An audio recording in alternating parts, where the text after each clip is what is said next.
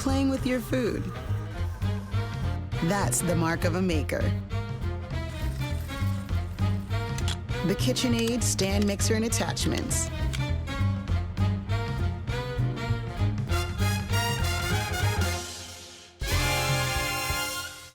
Hello and welcome to this evening's British Library Food Season from 2020. My name is Polly Russell and I'm the founder and curator of the Food Season, and I have the great delight this year of working with Angela Clutton as the guest director. I would like to also thank KitchenAid, who've been very generous sponsors for the season. When we're thinking about the season, particularly this year, in this year of COVID, Angela and I really wanted to put together a season which was eclectic and incredibly relevant to the moment. And this evening's panel and topic on feeding children couldn't be more important to us all. And I say that as the mother of 3 children who struggles daily with the challenge of feeding them, of thinking about food. Sometimes it feels like I'm running a kind of incredibly thankless restaurant for which I don't get paid. On other times, it's a total delight and a thrill. So I think the sort of intimate, personal, very kind of common challenge of feeding children, and then what that kind of means in terms of kind of society and food and health is just the hugest and most important topic. So this is so relevant for this evening, and this panel couldn't be better placed to talk about it. We have Gita Mistry, Jason O'Rourke and Anna Ólafsdóttir. And unfortunately, B. Wilson can't join us for this evening, so apologies about that. But our panel, Gita, Jason and Anna, are fantastic. And our chair, Sheila Dillon, couldn't be more perfectly placed to chair. As many of you will know, that she is a BBC Radio 4 food programme presenter. She's been working in food journalism for at least 30 years. She has been involved in groundbreaking food programme editions, including recently a wonderful edition on Cytopia. Cytopia is the name of the book by Carolyn Steele, and in Cytopia, the food programme edition, she imagined that Carolyn Steele was Prime Minister. Carolyn played Prime Minister as though she were Prime Minister in 2030 and that the world was organised around food. It was a wonderful and tantalising glimpse of what life could be like in an ideal world. I suggest everyone listens. She just recently did an amazing programme, I think last weekend, on the social history of biscuits. And she also, relevant to today's today's talk, recently co-presented a programme on hunger and children with teenagers, which was really moving and also incredibly thought-provoking. Since she's been involved in food and the food programme, she has witnessed, and I would say in fact contributed to, food becoming front and centre in public debate, though I'm sure that she would say, and many of us would agree, that it has still further to go. She is indeed one of the most incisive voices in food, so she is perfect to be today's chair. I'm going to hand over to her in just 1 second, but I just want to encourage you all to submit questions on the tab at the bottom of your screen, and also to remind you that you can buy books from this wonderful panel also at the tab on your screen. So over now to Sheila. Thank you, Sheila. Thank you very much, Polly, for that rather too complimentary introduction. But I am really thrilled by this panel. I'm sorry that B can't join us, but there couldn't be a more crucial time to have this discussion, because COVID has shown us, as you said, how crucial it is that we change the eating habits of the youngest generation, and do that through pleasure in food and learning to take pleasure in not just the food, but in sitting together and enjoying company. And in doing that, save them from the chronic diseases which are now afflicting their parents and their grandparents. So the panel is Jason O'Rourke, who's head of the Washingborough Academy in Lincolnshire, which is a primary school. And it's a school that's internationally recognized for its education based around food, growing, cooking, eating. Jason is also the co-founder with B. Wilson of TasteEd, which helps children develop and learn to love new foods using really interesting methods. And it also teaches teachers how to deliver those lessons. Gita Mistry is, well, she's been a cooking sensation and entrepreneur since she was 13. She won Britain's Best Home Cook, and she's an expert in the world of spice. But she's here particularly because in Bradford, where she lives, she has for many years worked with families and children, developing their interest in food through stories, tastes, and pleasure. The third member of our panel, speaking to us from Iceland, which seems incredibly exotic, is Professor Anna Ólafsdóttir, who teaches nutrition at the University of Iceland. And her work has included family-based treatments for obesity.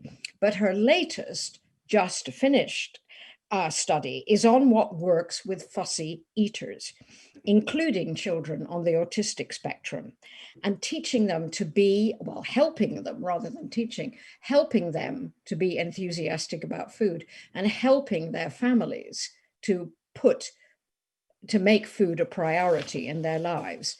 So each of their panel is going to talk for 3 or 4 minutes about our topic, and then we're going to have a discussion and then come to you for your questions. So Jason, could you begin? How is our relationship with food forged in early life? I think, thank you, and thank you for that introduction, Sheila. I think I'll come on to that in a minute, but I just want to set the kind of tone that we're at and where we currently are with food in the UK, and also, you know, in a wider world perspective. That, you know, we have this unprecedented crisis at the moment, with largely caused by the food that children eat. So we've got 1 in 5 children arriving at school, aged 4, already overweight or obese, and by the time they reach secondary school, year 6 in my school, in primary schools, it's 1 in 3. And I often say that if they were my maths and literacy figures, then I'd be out of a job. So in the formative years of a child's primary education, from the age of 4 to 11, children are developing habits and preferences that can lead them to acquiring health problems later on in their lives. Now, this, of course, this crisis has many causes. You know, fresh vegetables and other nutritious foods can be expensive, and many households do not have the adequate cooking facilities. And we live in a world that's flooded with aggressively marketed sugary foods, where fresh homemade foods do not feature in ad campaigns. And I think, under a pedagogical sense, that we're becoming more aware that just giving out nutritional information in schools does not work as well as intended in improving health. Now, typically a lesson dealing with food in a primary school consists of sharing the eat well plate, lessons around proteins and carbohydrates and fibre, and maybe, a food diary sent home. Now, I'm not passing any judgment on the schools about this, because there's very little guidance within the national curriculum in the UK regarding food. The latest inspection handbook, the school inspection handbook that Ofsted use, all it says about their food is that children need to develop their understanding of eating healthily. Now, if this is what schools are inspected upon, it's not really a high priority for head teachers to incorporate food education within their curriculum. But we are in a unique position to be able to provide such fantastic opportunities for children to engage with food. And these formative years are so crucial to forming this positive relationship. What we need is a kind of non-judgmental, easy to access, simple method of engaging children in the pleasures of food. Something that all humans have a connection with. And you kind of said at the beginning about a taste bed. I just want to expand a little bit about that, because from the very early years, from children coming first into nursery at the age of 3, children have no kind of preconceptions of what they put in their mouth. Every person has put some, first off, mud in their mouth. We didn't like it at first, but we did that because we engage with our senses there. So that's the best place, I think, to engage children when they first come through the doors at the age of 3 and 4. And a few years ago, as part of research I was carrying out about food education outside of the national curriculum, I came across the Sapere method, which is a sensory approach to food education. And it teaches children about exploring different foods, using their senses of sight and hearing and touch and smell and finally taste. And it was a completely different way of engaging children in food. And at the same time, as you said, Bea Wilson had come across this method and written about it in her book, First Bite. And it started in France in the 1980s, where they realized that food choices were becoming narrower and children were also eating different textures of food, very soft foods. And in the 1990s, this method was then further developed in Sweden through their National Food Agency, and then on to Finland, where it's now part of their national curriculum. And it's a joint policy from the Departments of Education, the Departments of Health, and the Departments of Agriculture. So imagine that. Wouldn't that be wonderful if these government agencies in the UK had this joined up thinking? So Bea and I met and discussed this and thought we'd create Tasted, which is a whole programme of study for primary years aimed at children exploring food and finding their own likes and dislikes. And that's really important. You know, a key message that we say is no one has to like and no one has to thrive. And we believe that teaching children about food shouldn't simply be telling them which foods are healthy or unhealthy, or mandating quantities of fruit and vegetables to eat each day. Instead, we should be capturing children's natural curiosity by giving them fun opportunities to touch, taste, smell, listen, and talk about various foods, and through these adventures to widen their preference in a healthy direction. It's about children's curiosity, and I think that's really important. And you touched on that at the beginning, Sheila. It's about the joy of food. And through a good educational pedagogical background and program, you can do that. Children's eyes light up, teachers' eyes light up about this. And it's a fantastic way of engaging. In all the years I've been doing this, 10 years plus of food education, this is the best way of getting children in and capturing them and getting their excitement about it. And then you can move on with the other elements of it as the children grow older. That's great, Jason. Thank you very, very much. That's a great beginning. Gita, you don't work in a school, but you have worked for years with families and children. What do you think? What has your experience taught you about this setting of tastes at this early age? Yeah, well, first of all, just let me say thank you. Thank you to Angela, Polly and the British Library. It's amazing this event has become virtual, and to you, Sheila, and it's a pleasure to be here. I'll just give you a quick summary of my background before I answer that question. And like you say, I'm speaking from Bradford, in my home in Bradford. My background is social services, training and development and mentoring in quality assurance and children's services. And I grew up in Bradford in the late 60s and 70s. And just on a pointer, actually, Bradford was the first city in England to have school dinners, and probably the first city in the world to have hot school meals, which is, I'm really proud of, because I became a dinner monitor in the 70s, which was thrilling for me. And we all used to cheer when cheese pie came through the hatch and fish on a Friday, because it was our one time to have chips. But the way I work is it's all about, with kids, enjoyment. It's pleasure, it's fun. And that the two areas that I work in Bradford are, one is at the sheltered housing charity, where children and families come together, and I run cook and eat sessions. And the other one is wherever I've lived in Bradford, even though I travel all over the place with work, I still commit myself to children in my local area. And invite them into my home, and we speak about many things whilst we're playing with food, while we're exploring food, and stories and quizzes, and engaging with them is all about having fun. Once the fun and the pleasure are taken out of it, the children lose interest. So we try chopsticks, we try eating with our hands, we try different vegetables and fruits, but what I try to focus on is giving the kids and developing a sense of confidence around food choices. so that those food choices take them into developing that confidence in later life choices. And I developed a game last year which just went down amazingly, and it's called Underground, On the Ground, Overground, and it's a round fruit and veg. And the quiz at the end of the session, where the kids' faces just light up because I throw fruit and veg at them, and they've got to decide whether it grows underground, on the ground, or overground, and then they win something at the end.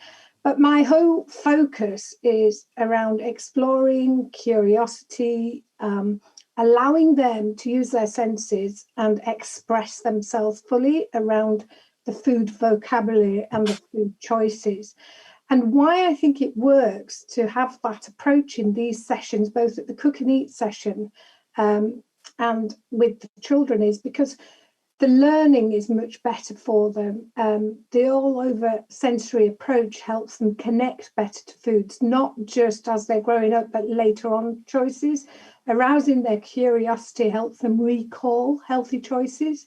It stimulates a great palate and an understanding for food, but more importantly, it just enables them to have a great attitude and respect for food in the first place, which helps their choices later on in life. And I will just say that even if they don't choose to cook later on, they've got the skills, they know better, they shop better, and they will choose better, even if they're sat in a restaurant. But above all, and the most important thing, is pleasure. And it's got to be fun, and the children will engage with you. And this is a natural kind of way of working, which I'll come on more to about the way I was brought up as a child and my experience as a child, because we had very little processed food. We didn't have a fridge freezer till I think I was 12. So everything we cooked, we spoke about. Mother would cut and she'd tell us about the stories in India and how it grew and all that kind of thing. So it was really like having great jazz musicians all the time growing up. So music just became the thing you did, and that's how I grew up with food. So some of those experiences I've applied into running the cook and eat sessions at the charity, where after we've finished eating, we all sit down together and discuss issues around food or budgeting or other social problems. And we call it like social capital. And social capital is where families connect with each other and their neighbours and their community and share food together. And it just creates great results. Thank you very much, Gita. That's absolutely fascinating. That sort of builds on what Jason said. And now we move to Iceland, to Professor Anna. Anna, we'd all love to hear what you have to say about this from a completely different culture. Yeah, so much different, maybe not, but I have a few slides to show you, so maybe we could bring up my slides. John was going to, yeah, hi. So first of all, I'm really happy to be invited to be here with people who share this enthusiasm for food education and the importance of food in children's lives. And I think this is so crucial, that is collaborating between countries, across disciplines, with different backgrounds. And I think the panel today, we are all share this interest and heart in making food interesting and bringing joy to the table. But the reality is that maybe as a parent, you are not always thinking about the joy first and foremost, but rather to get your kids to eat. And I'm going to tell you a little bit about myself and my team and the studies I'm working on. And as you said before, Sheila, we were just finishing our data collection and are now working on the results from our family-based food program for children with and without neurodevelopmental disorders, that is to say ADHD and autism spectrum disorders, which are known to be kids that often have struggled even more than other kids with food neophobia and food fussiness. And you may have extremely difficult time at the table, just getting them to sit, enjoy the food, and it will cause stressful moments for the parents, anxiety both with children and parents and so on. So that's one of the main things. And if we go back to my slide, then I have a picture of my marvelous team, which I couldn't do without them, because it puts a lot of effort also when you are teaching parents to work with their children. You need a lot of hands and motivation, and it all took time. So here are 4 of us working on the in the kitchen with the families, and also this aspect of not having to eat. Learning to enjoy food without thinking about eating is a really crucial aspect. And for me, I have to say, a part of my team, of course, are my family, my kids. I'm a single mom of 3 kids, and they have very different opinion sheets, and every one of them on how to eat, what is food, and bringing these experiences from home into your research is really important. So we are working on several different projects. We have been working a Scandinavian project with school meals. There's a long, huge tradition, especially in Sweden and Finland, for school meals.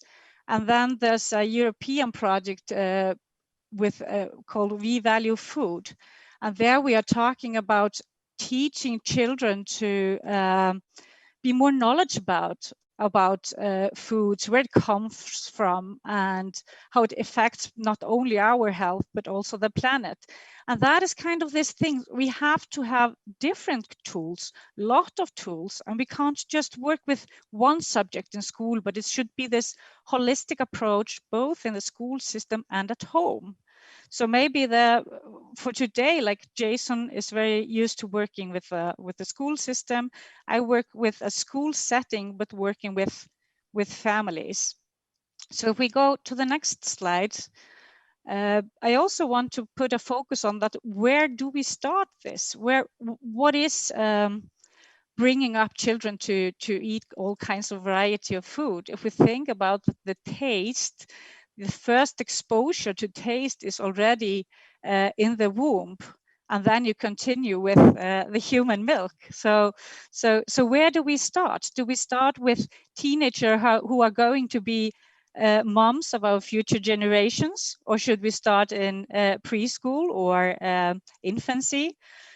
Broccoli is maybe one of the most feared foods of all. Therefore, I chose to put some broccoli photos here of children learning to experience foods. Both the bitterness and the sourness is something that you have to learn by repeated exposures, while the human milk is so sweet. So it's so easy to stay in the sweet. And that is what we are facing with hyper-processed foods that are all around us, is that society is far too sweet. If you go to the next slide, please. Then these are, for example, the news of just last week. I kind of sample news around foods from home. And last week, what were we facing? I think it's very similar to what you will be facing in the UK. So with this abundance of hyper-processed foods. So despite COVID, we are going through a third wave in Iceland at the moment. The teenagers and even adults, it was a chaos in self-service at the candy store just before midnight, before they closed. And the other thing was a new announcement on how much we consume from energy drinks and sugary drinks, and the caffeine spike that is far too high in youth. So that is what we encounter every day.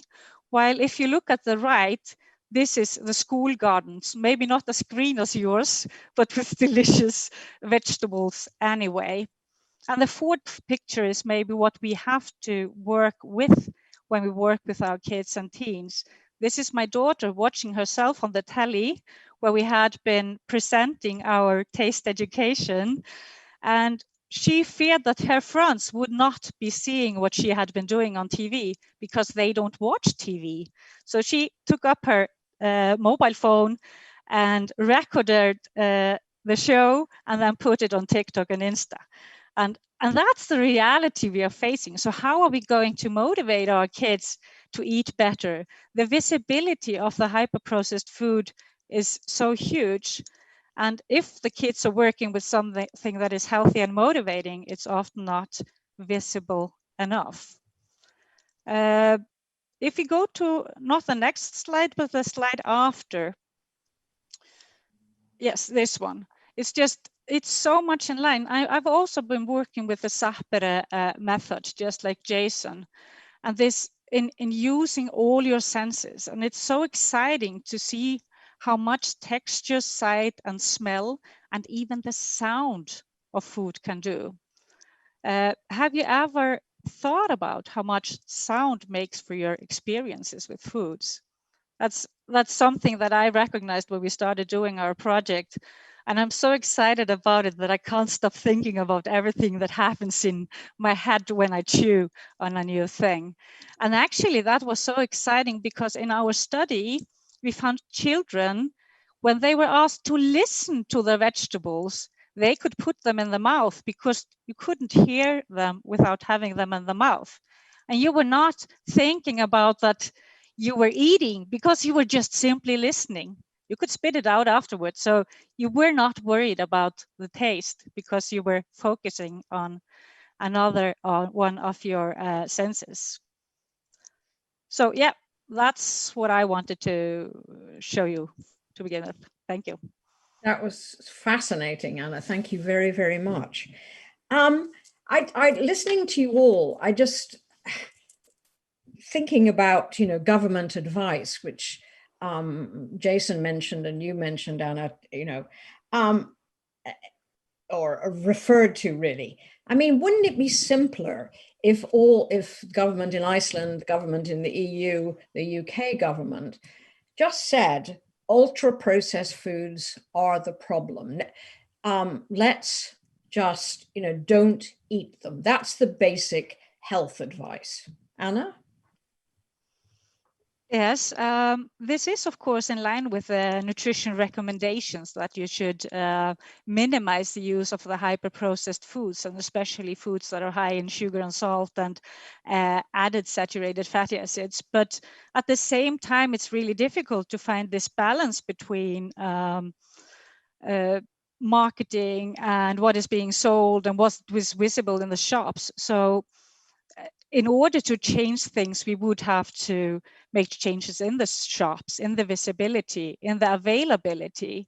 And maybe one of the first things and most important is then, of course, what do we serve in schools from kindergarten onwards, and then how to motivate parents to buy the correct things at home. So our environment is constantly forcing us kind of to eat these hyper-processed foods. It's easier, it's faster.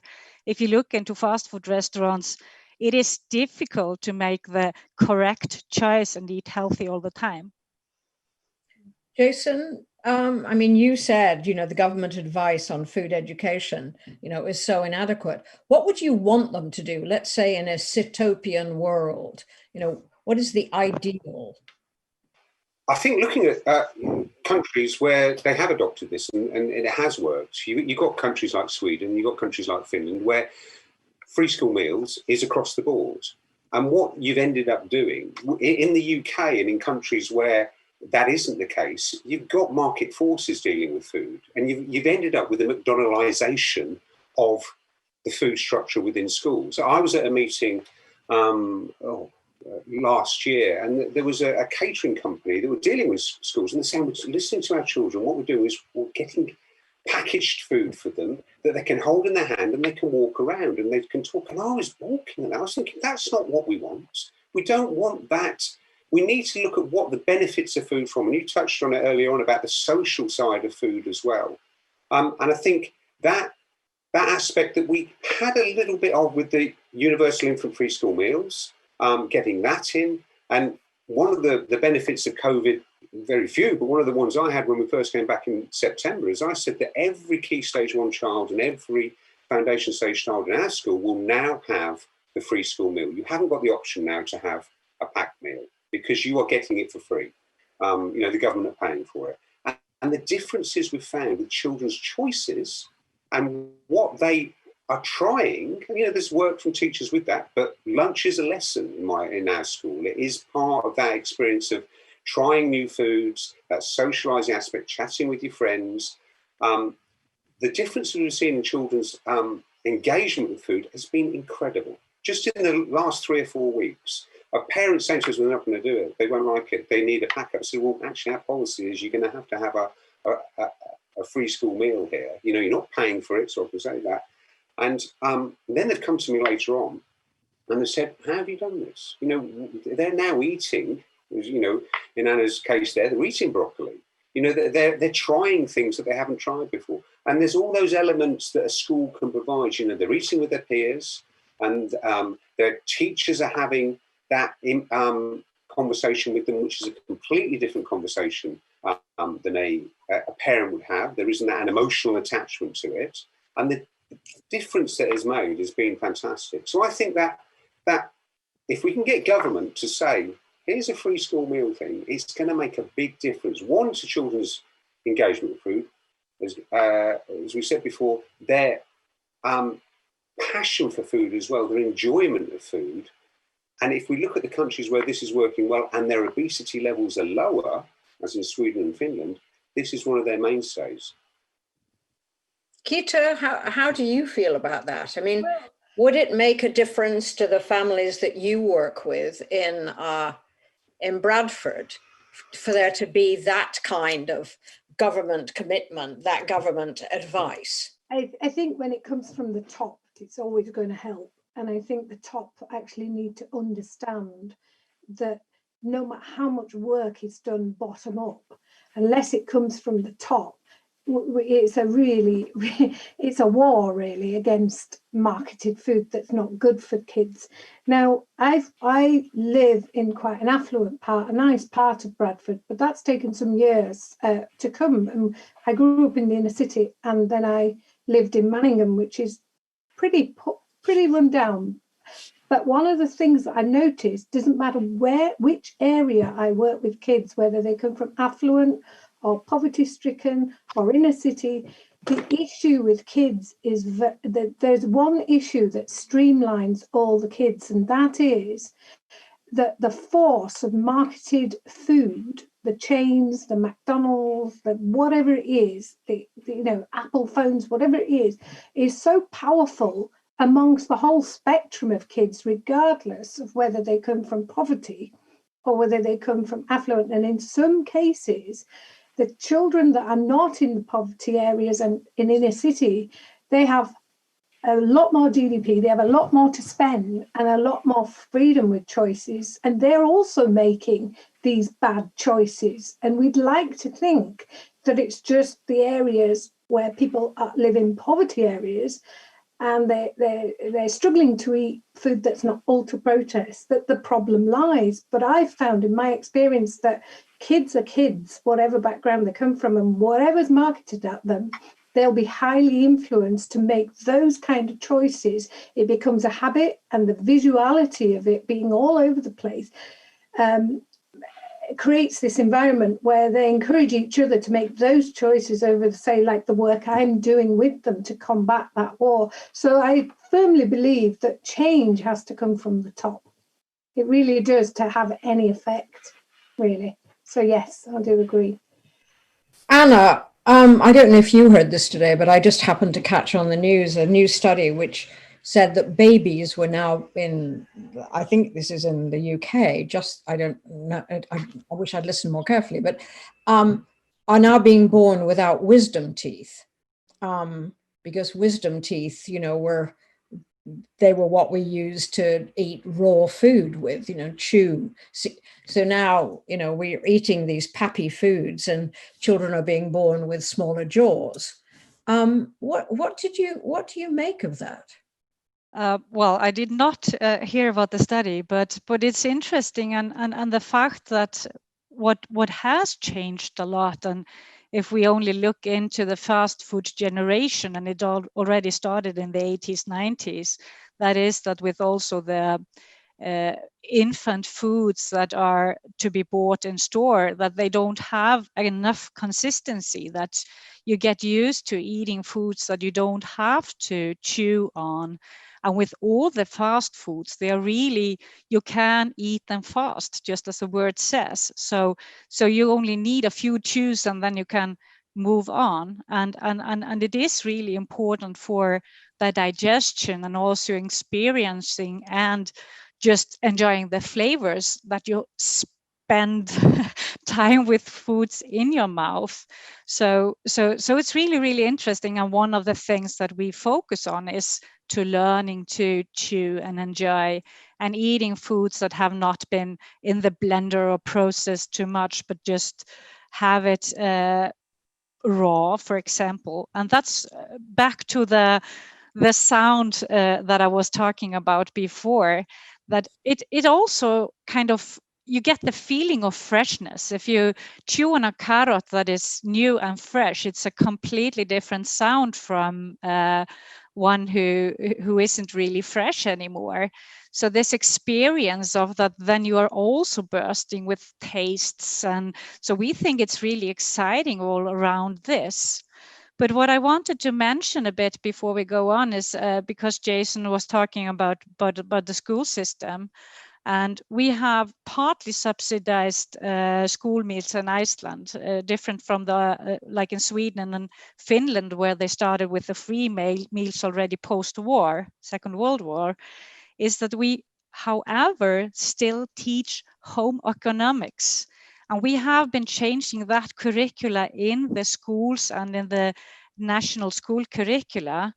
And that is something other countries have been losing track of. So knowing how to handle foods, just knowing how to eat the carrot and all the different ways you can prepare it, that is where we are, these food skills, not cooking, extensive cooking skills. We have all these cooking shows, but back to the basics on just how to boil an egg, how to open up an avocado, all these very simple things on knowing your foods.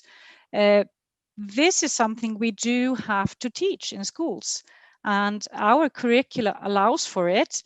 But at the same time, we, for example, have so little time and so little money invested in the subject that we mostly end up in baking. And also because the kids then are sure to like it, because you get all the sugar and the wheat and the simplification of taste. So going back to what should you be doing when you teach about food is really, really important. It's interesting, isn't it, Jason, that, you know, here I said when I was introducing you that your school has an international reputation, which is correct. Why do you think that kind of reputation has so little effect on policy in Britain? I mean, here we have, you know, your school, and there are others that you've been studying when you're doing your PhD, which we could talk about in a minute. But, you know, it doesn't seem to make a difference to what actually comes from the top. You're right there. And I think, you know, we all know in the education sector, what matters most is your maths and English. And what matters is what you can measure. And you can measure frontal adverbials and whether a child knows that, or the times tables and whether a child knows that.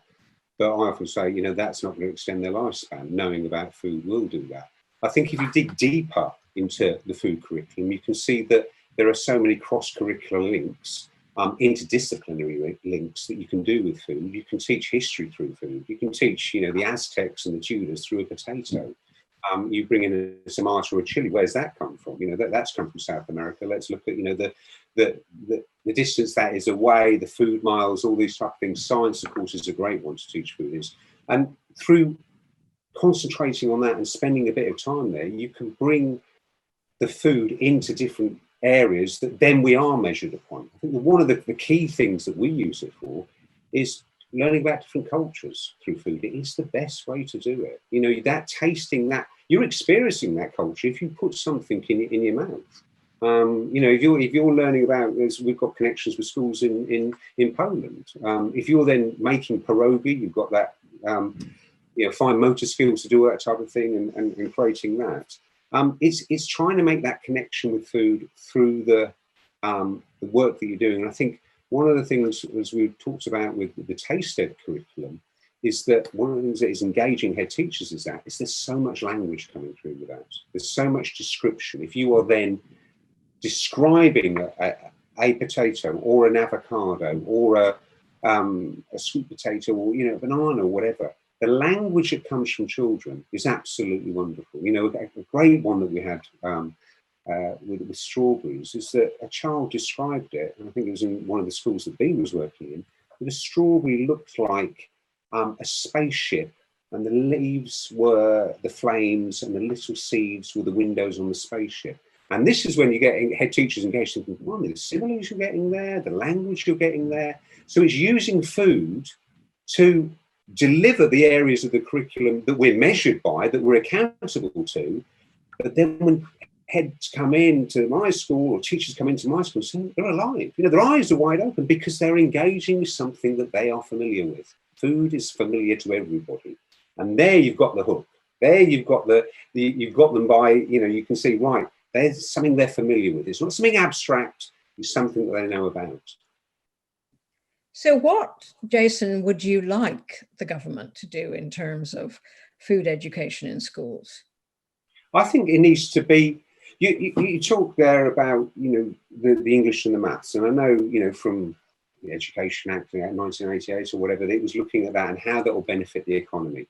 But then look at how many days are lost in the economy, in the workplace, in all types of nations through ill health, which can be linked back to the food that people are ingesting. What I would love, and I'd love, I'm not a slopey shoulder head, but it'd be great if it came from the top, because then I could say that's happening, nothing to do with me, they're putting that through, is making it at the forefront of what we can do. And you can create a curriculum around that. We've done it at our school. We have created a whole curriculum throughout the whole of the year that has things like sustainability and food poverty and different types. We start with the taste ed with the early years and the key stage one. Then we move into other things like food politics.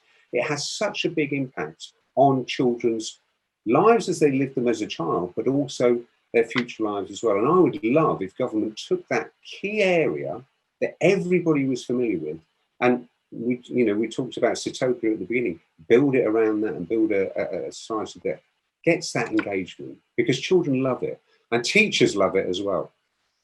Anna? Well, I think there's such a lot happening, and I went to Jason's school last year and I was completely fascinated. It is how I would like to see every school working with doing this cross-disciplinary work with, you can use food as means for anything. Food is related to everything we do in some kind of way. And actually, like, we are running a EU project now on youth resilience and well-being. And when the kids start to work with tools on well-being and resilience and self-worth and so on, they start talking about food. They get the ideas that foods can change their well-being, and that their well-being will reinforce that they eat healthier.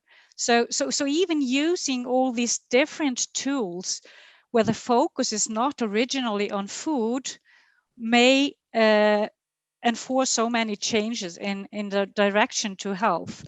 What I actually think is happening now also, both with the school but also with society, is that the focus on planetary health and on sustainability is allowing us to work in ways to move more fruit and vegetables and all plant foods into the schools, into the system, because it's a new and different way of thinking about things. People who were resistant to talk about health all the time and thought we were too health occupied, they are ready to talk about health of the planet or sustainability. So we are having a new moment now. And I also see this with the youth. And I really loved Bee said at the opening of the food season, she had this sentence, "Food has become a priority as never before." And I think this is happening. I have been working in this field for 20 years, and I think the last 2 or 3 years, it's just bursting. So I'm really hopeful. Gita, I mean, yes, it does seem we're having a moment. And you talked earlier about how the children that you work with, achieve confidence through food. They feel they are just better at dealing with the world. Yeah, and I think the exposure that we're giving these children that I work with at an early age, whether they like something or they don't like something, or whether they try something or they don't, it's just combating some of the damage that we see in society done by these big giants, so that they've got something else to think about. And often when I'm mentoring, and I forgot to mention this, but I do a lot of group mentoring and one-to-one mentoring with kids, and the results are fascinating. I actually had a child who handed me the chocolate back. I thought I was giving her a treat. She said, "Oh, it's all right," she says, in this Yorkshire accent, "it's all right, I don't need any more chocolate," she said, "it's bad for you." And what I've learned to do is, over the time we're working with them, is give them the whole range of tastes. So when these McDonald's and all these places they give them one taste, and that's how they suck them in, and their brain gets used to that. So they need the confidence to break away from that by giving them bitter or sour or salty, and educating them as to how good it is. And sometimes I do a little test, which is, so let's try broccoli, or let's try pineapple, or I don't like either. Well, then I say, well, out of one of them, which one do you like the least, and which one do you like the most? And we get there in the end that they will try. And I try to broaden the flavors. And sometimes we don't even cook.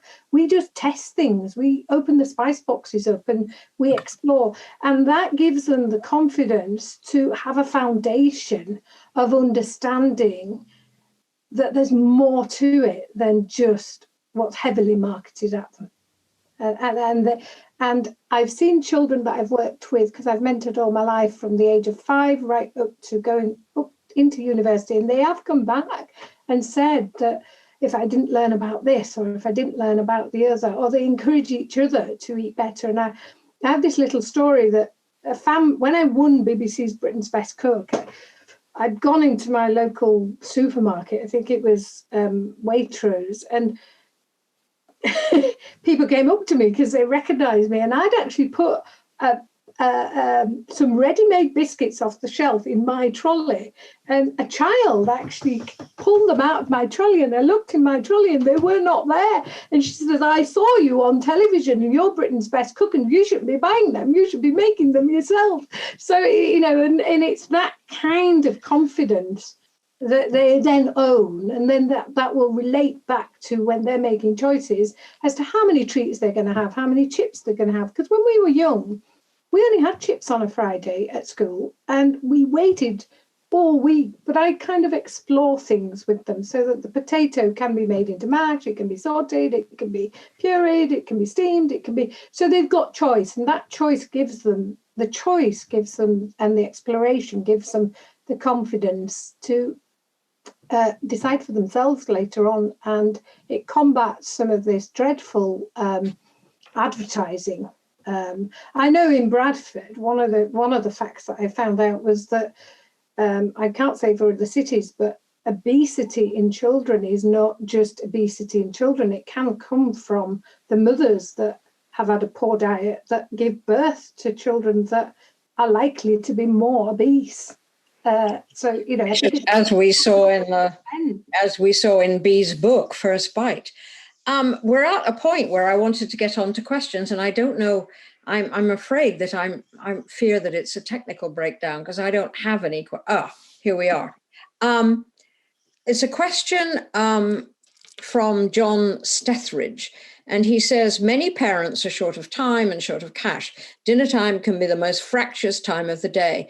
What can parents do to make cooking bearable for them and eating pleasurable for kids without resorting to processed food? Gita, while you're, Well, I would say that get keyed up on what's ultra processed and what's processed, first of all, because they're two different things. And a lot of processed foods like bread and frozen things and tinned things aren't actually that bad for us. So if you want convenience and you need to do it quickly and within a budget, get to grips with what is okay that's convenient and what is not okay that's convenient to have regularly.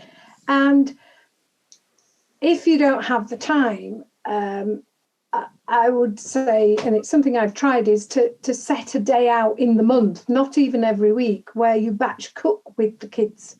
And if you have a freezer, that's great, because and those days when you're struggling, those things have been made and the kids have had an input, even if you don't have the time to do it every single day. I hope that helps. I know it's helped me. well, we have another question, which is for all of you. Food is so bound up with the family and cultural context. How realistic is it to think that government policy and education can influence children's diet? Jason? I think it is. If it was put in, I think it would make a big difference. I really do. You know, we're in a unique position in schools that we have children for a long period of time, not just for the lunch times of the 190 days a year that we have children, but also for those conversations that we have, those educational lessons that we have. And I think, as it's been shown in other countries, if you put an emphasis on that, and I think it's more important now. I take, you know, Anna's point and Bee's point that it is a priority, but you know, there's alarm bells in the, you know, on the horizon, you know, with the, you know, Brexit and what our relationship is with imports and all this type of thing. If we can get our national food strategy right, and we can, and I'm looking forward to what happens in December when it comes in and there's the food education aspect of it. If we can get that in there with children, we are setting the next generation up to put a lot more importance in food. You know, one of the things I wanted to say, you know, at the moment, children do not have a connection with food. It is gone. And, you know, I often ask, you know, young children come into our school, you know, where does, you know, this food come from? Where does that food come from? You know, 2 or 3 years ago, you get the thing, well, it comes from Tesco's, it comes from Sainsbury's or whatever. Last year I asked a child that, and their response was it came from mummy's iPad. That's where the food comes from, because people are doing online shopping. So we've even lost the shop aspect of it because they're not going there. And I think this, if schools can do this, and you know, we're fortunate that we have lots of grounds and we can grow our own food, and you know, we can get the children engaged in that and the fantastic things. But all schools can do that. We have programs like the Edible Playground where children can grow their own food. That's when the fascination comes. Read the Little Red Hen, and that type of thing. Once you've engaged in those type of experiences, and schools can develop that, I think there is a bright future. So Anna, do you agree with that? You know, that Yeah. there is a role for government and there's a role for schools? Yeah, I think the schools are really important in order to give this equity, because you don't have the same situation in every home, and especially with free meals, you have the you can make sure that every kid has access to certain foods and healthier options. But at the same time, we're also thinking about these are the parents of tomorrow. So if they grow up in having this opinion on foods and having food knowledge and skills, they are more likely to be good in parenting as well later on. But there again, the problem is, I mean, we for example in Iceland, you have home economics teaching and everything that has to do with food until you are 12 or 13, and after that you don't do anything anymore. So in the teenage years where you are moving closer to moving from home and so on, we would have to find some way of reaching young adults who do not know how to prepare foods and take care of themselves. And it's actually really interesting because we were finishing interviews with 18 to 26-year-old people, and where they were discussing what they wanted from the industry And then they had a meeting with the industry, and we are still working on the results. But one of the main results were that the industry was positive about how interested young people are in knowing more, but they say themselves that they lack the knowledge on not only what to buy, the health is one of the aspects who has always been there, but what to do with the product. And a product doesn't necessarily, and like Gita said before, it's not that we all have to go back to the basics and just eat the carrots as they come from the soil, but having more options in healthier produced foods, that we have those ready-made and half ready-made meals healthier and with less salt and less sugar. And there we have to meet in the middle with getting the industries responsible. And if we need the government to forge that, then that might be one of the solutions. We have another question here, which is just directed to you, Jason. And it's a good question. You know, can you say a little bit more about your school? I mean, so, you know, is this a really mixed school, or are we talking about kids from prosperous backgrounds? You know, what, and how are the parents involved? You know, do the children, what the children, do you know how it affects the parents? The school's 300 children. We do have, you know, a kind of mixed background, a demographic there. It's taken a number of years to get the parents involved with this, because the issue is when you're talking to parents about food, and when we had quite a lot of packed lunches and unhealthy packed lunches, and I had to ban fizzy drinks that were coming in and just do water. Then, in a sense, parents get very defensive of that, because they're saying, well, you're telling me I don't love my child, by putting those type of things in. And it's taken a long time to get parents on board. We're at a fantastic stage at the moment where we're in a good place with that, and parents really get what we're doing. But it is that engagement with it. It's that social side. And, I need to talk about pre-COVID, because we haven't managed to get parents involved in recently, since March, for obvious reasons.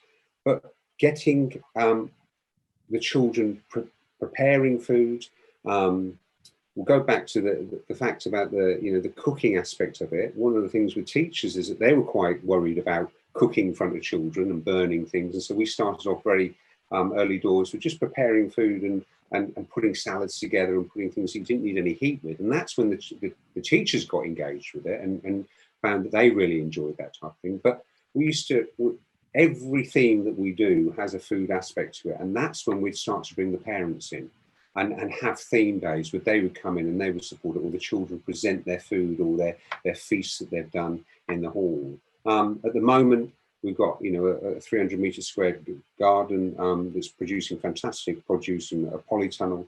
And we have a weekly vegetable store where parents are coming in and they're buying the veg from that, and all that money goes back into the food education budget that we have. So it kind of self-funds it. So I think that definitely that parental engagement, we've been doing some work recently with apples and different types of apples, not just the ones that you get in the supermarket, but we grow quite a lot in the grounds with a heritage orchard. And you've heard parents saying that, when they come out of the doors with the apple in their hand and they're saying, I want to go to the supermarket and I want to pick that apple and I want to pick that apple and I want to pick that apple and I want to taste the difference in them and I want to see the different, is a russet one or whatever. So it's helping with the family dynamic by going through with the children. That's interesting. There's a comment here from Lee for you, Gita. It's just to say, I love that underground, on the ground, above the ground game idea. Thanks. Oh, brilliant. The food psychologist. Underground, on the ground, overground. Yeah, exactly. Can I say that on the point, following on from Jason, that if this doesn't come from the government and it's a fight, what the government are paying ultimately long term. So if they're not paying now, if they're not giving that message now and changing that policy, all the bad food and the advertising and the ultra process, because we are, after all, UK is the country in the UK that eat the most ultra processed food, and I think half the shopping basket from recall is filled with ultra processed. So if we're getting away with it now, as we believe they are, they won't be getting away with it later, because it will cost in healthcare and illnesses and time off work and time off school and the whole economy thing. And just on the note of fizzy drinks in the lunchbox thing and the parents saying they don't, we've come up with this concept. It's another little idea where water is so blessed in this house, and water is about everything. You know, it's about growing, it's about washing, it's about feeding, that we've renamed it the diamond juice. It's got no calories, it's got no fat, you know, it's got no sugar. So the kids now, with me, we call it, go and get a bottle of the diamond juice. So it's reframing the vocabulary around kids as well, to get them to value what they I think just to take up on your previous point, Gita, you know, one of the terms that's come out of the last 6 months is protect the NHS. Now, type 2 diabetes and the complications with that and how the NHS deal with that is £10 billion a year. That's a quarter of the NHS budget. Now, if we want to protect the NHS, let's start teaching the next generation about how food can have an impact on diseases that you don't catch, not like COVID. These are through your lifestyle choices. Now, if you can affect that through your diet and through healthy food that you're eating, fruit and vegetables, then that will protect the NHS in the long run. But the trouble is, as you all know, you know, Gita, you say, why don't they think in the long term? We now have politicians who only think within this tiny time frame. I mean, as a final, it's so difficult because there are such good questions here. One final question from Barbara. She says, the Children's Food Campaign did some research recently with parents about experiences during lockdown. And a big issue they always report is the way that packaged food and drink is made to look as though they're they're tremendously attractive to children, you know, through the use of cartoon characters, etc. Is that an important area to work on to get that wiped out, to get companies not doing that anymore? Anna? Jason, you started to talk, and then I'll go to Anna. Yeah, without a shadow of a doubt. You know, these food companies know what they're doing. You know, they know how to market things to children. And even now, you know, you say that nothing at the tills. I go into shops and there are still things at the tills. And those bright, sparkly things, the colours that they use, they put a lot of money into the advertising budgets for them to make sure that these children get these. And it is. We're fighting against that. We're fighting against, you know, the big lobbyists within the food and drinks industry saying this is having a negative effect on, you know, the country's health and the long-term effects on it, not your share prices. So yes, there is a lot of work to do with that. I know, you know, the childhood obesity plan, the part 1 dealt with that a little bit, and the part 2 it didn't do much about it. So it's kind of lost its traction that it had in 2016-17. But yes, it is a big problem. It is a big problem. Is it a big problem, Anna, in Iceland? Yes, it is as well. And like you say, they even have this, that the eyes will always be looking at you when you go through the aisle of the breakfast cereals. They put it so that you will see these screaming at you that you should go and get them. So it's a huge responsibility. And we are, for example, I mean, you cannot advertise towards kids on TV, but then you have all these gaps with the new social media. So you will even be reaching kids where the parents don't see that they are being reached. And then the kids will be intolerable when you go to the shop because they want something they know all about and you haven't even heard of. So this is a really big issue, is how to share the responsibility to bring up our children with healthier diets. And I just have to relate it to that, to say, I loved this Gita, with the diamond juice. Why can't we market the diamond juice all the way? It's going to sell fabulously. And then again, also, if we are thinking about all this back to the basics and nature and less produced foods, and with the environmental aspects, we are moving away from packaging. So maybe that will also change, that the packaging will not be as attractive for the kids anymore. At least I would hope so. Okay, final question. Are you all three optimistic that we are going to succeed in resetting our youngest generation's taste buds? Are you, Anna? Are you optimistic? Yes, I am. And we actually, to our surprise, we found out in our study that that was not one of our main aims, but we saw differences, measurable differences in enjoyment of food. So playing with the food, using your senses, I think that is one of the clues that we have for the future in engaging young kids with foods. Gita, are you optimistic? I am, but I think we've still got a long way to go. And one of the children, just to finish with, one of the children that only 2 weeks ago I did an online session with her, and she wanted to make apple crumble, and we did this apple crumble, and she told me off and she said, "Why are you peeling them apples? All the nutrients are under the skin," which just was was brilliant, because she was telling me of months of work that I'd done with them, which, so I am optimistic, but I think things need to change to feed that optimism and reality of it. Yeah. Jason? Heavily. I'm always optimistic about things. I think, you need to have a glass half full with this topic. What I would like to see going forward is this type of area included in initial teacher training. I think if we can get this, as we've talked, the whole of this, what we're talking about now is getting it into schools. If we can get a big impact on this with the next generation of teachers, and they get engaged, and I talk a couple of universities and introduce this to them, and they never get this experience in their training as to become a teacher, and they get it, they understand it. And if we can get that across the board, put into them as modules about what they can be teaching when they go on to their schools, I think the future will be very bright. I think that's a very profound point, Jason, about teacher training. Anyway, sadly, we've come to the end. We've overrun, and we've done anyway. We've had marvelous questions, and we've not got to most of them, and I'm very sorry, because there are some really great questions. But to our panel, well, what varied experiences, and what a lot to think about. So thank you all very much, and I'll hand back to Polly Russell. Thank you so much. What a fantastic panel. Jason, Gita, Anna, brilliantly chaired by Sheila, of course. I can tell you, because I've been looking at all the questions as they've been coming in, I'm sort of moderating them.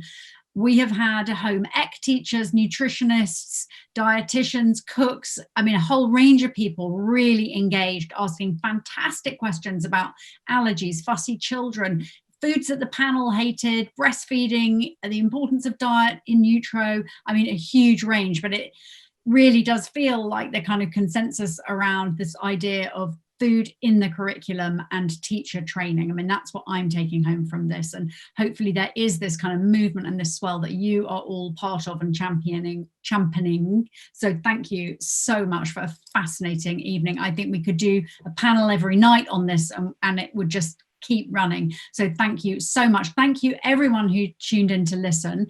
Wonderful to have you here. The food season carries on until the end of October. I'd love to just tell you about 2 events coming up, which will be wonderful. On Tuesday, really a once in a lifetime opportunity to hear the expert on Chinese food, Fuchsia Dunlop, in conversation with Chinese food legend expert Ken Hom. That is on Tuesday, which will be amazing. And then on Wednesday, a really important and interesting panel discussion on Black British food stories, which will also be riveting. So please look out for those events. We'd love to have you back. Thank you again to KitchenAid for sponsoring the food season. If any of you would like to see how you can support the British Library's activities, there is a button on your screen where you can find out more.